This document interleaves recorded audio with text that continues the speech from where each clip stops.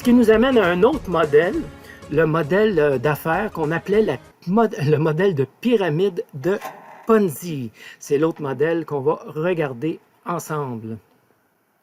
Donc, dans le modèle de la pyramide de Ponzi, c'est toujours une pyramide de rémunération, mais cette fois, c'est en fonction de la position hiérarchique. Je dis mais cette fois, non, c'est encore en fonction de la position hiérarchique. Ce qu'ils ont fait ici, miroiter dans les yeux de chacun, c'est que, bon, on a ici notre pyramide traditionnelle, hein, on a mis un gros X dessus parce que le modèle ne fonctionne pas. La pyramide de Ponzi est venue copier ce modèle-là.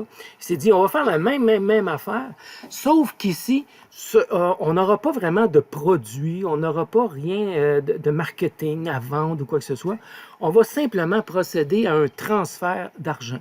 Donc, ce qui s'est fait ici, c'est que encore une fois, il y a eu des gens qui ont parti le concept, des gens qui se sont joints en dessous, puis encore en dessous. Et ce concept-là était bâti sur le fait que les gens ici en haut deviennent toujours plus riches que les gens en bas. Donc, c'était vraiment un copier-coller du modèle traditionnel pour dire qu'on va placer ici en haut de la pyramide pour devenir de plus en plus riche. Donc, évidemment, on a fait un X sur ce modèle-là. Pourquoi? Ben, pour deux raisons.